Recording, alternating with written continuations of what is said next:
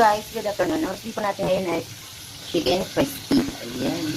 Nalagyan ko siya with crispy fry original. Ayan po guys. Ayan, natin natin. May tatlo na po akong luto. Saka may tatlo din akong piniprito. Ayan po guys.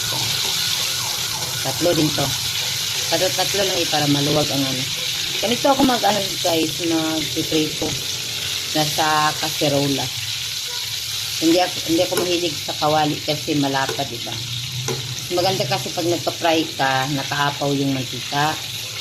Tapos kung malapad yung pinaglutuan mo, di maraming mantika malalagay mo.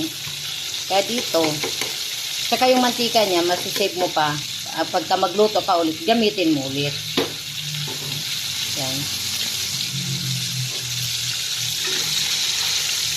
Isang kilo po to ng manok natin guys. Isang kilo.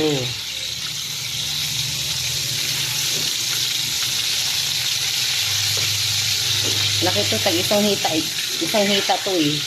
Pinutol ko lang. Thank you for watching guys, and God bless us all. Enjoy po tayo palagi. Enjoy lang po sa pagre-reels. Ayan.